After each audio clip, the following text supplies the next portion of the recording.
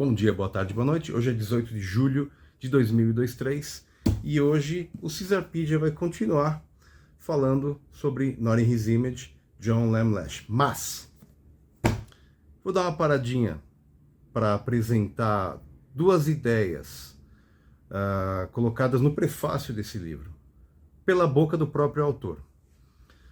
Primeiro, a ideia do grande tabu, né? Por que o gnosticismo é o grande tabu da humanidade? Por que o mito de Sophia é o grande tabu dessa humanidade? O mito de Sophia vai ser tratado a partir do capítulo 10 ao 16. Eu não seria leviano de abordar a obra da vida de um homem sem antes ter a precaução, né, de reforçar algumas ideias. Na sequência, eu incluí um trecho editado recentemente por colegas, com dois trechos de duas entrevistas, onde John fala de algumas mentiras que se disseminaram sobre os gnósticos. Dentro dessas mentiras está a deturpação de todos os conceitos básicos que os senhores encontram textualmente escritos, mas que consensualmente se fala o contrário. Interessante também a questão do mito de Sophia. Eu conheci a hipótese de Gaia através das palestras do Joseph Campbell, o famoso O Poder do Mito. James Lovelock apresentou para a sociedade científica que Gaia é uma coisa real e concreta, está viva e respirando. No entanto, as pessoas não conseguem conceber como que essa super criatura pode sequer existir. Ela existe, ela está debaixo do seu pé, ela dá comida, ar e água. E é isso que se trata o mito de Sophia. Mas antes, senhoras e senhores, John Lamb Lash. First of all, I'd like to say that for those people who are approaching Gnosticism for the first time, especially for those people, but also for people who have made some attempts to investigate it, I can tell you, as someone who's dedicated my life to the subject, that you're looking at a very hard time here.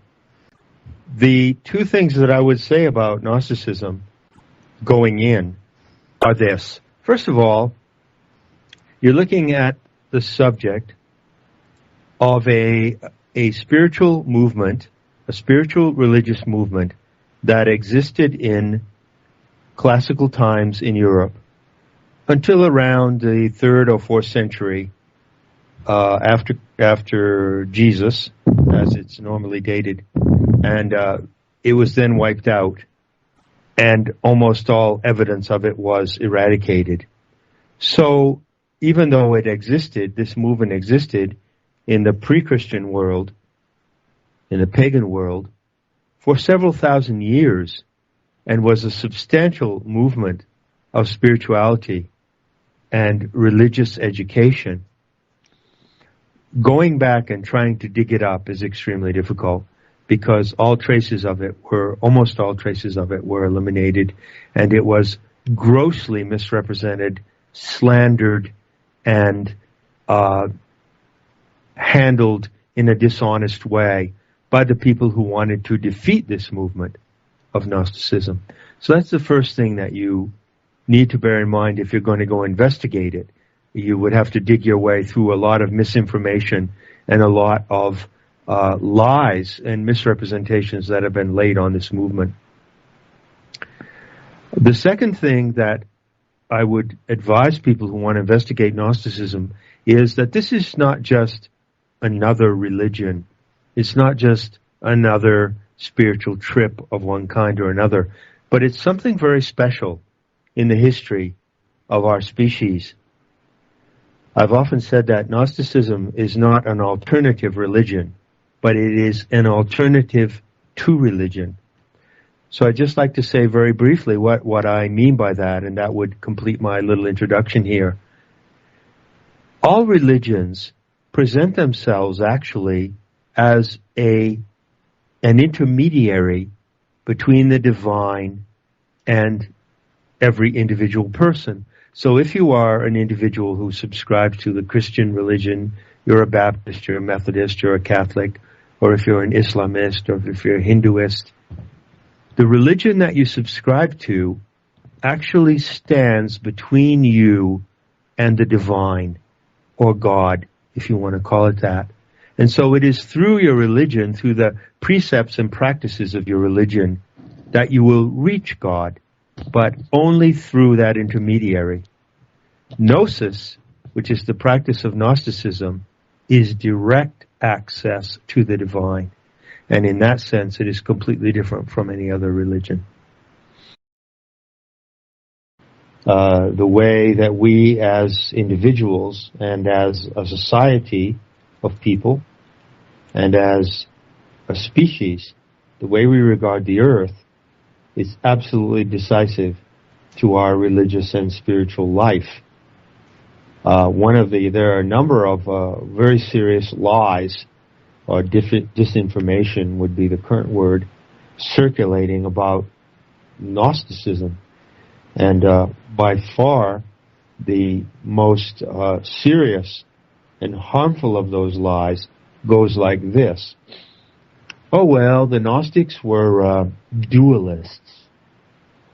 They held a radical distinction between spirit and matter, and they saw that the material world of matter as being evil and being the product of the devil.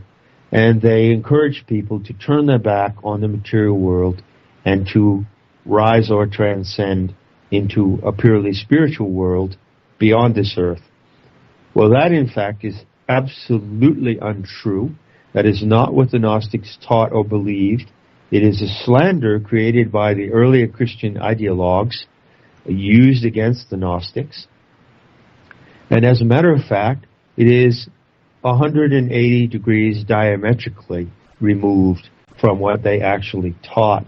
The Gnostics did teach that this earth, this planet that we live on, with its oceans, mountains, its clouds, its sky, its atmosphere, is actually the embodiment of a divine being, whom they call Sophia, which means wisdom in Greek.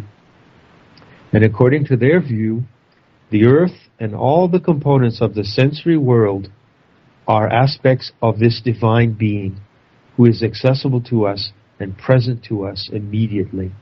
And so it is absolutely inconceivable that the Gnostics could have viewed the material world as evil, when they in fact viewed it as the beautiful embodiment of this goddess being, Sophia. And so today when we talk about Gaia and the Gaia movement that began in the mid-70s with the Gaia hypothesis proposed by Lynn Margulis and James Lovelock, we have a kind of scientific view that returns us to the Gnostic viewpoint of a living earth, the divine embodiment of the earth. And it's in the attempt to put Gaia theory together with Gnostic vision that I coined the word Gaia Sophia.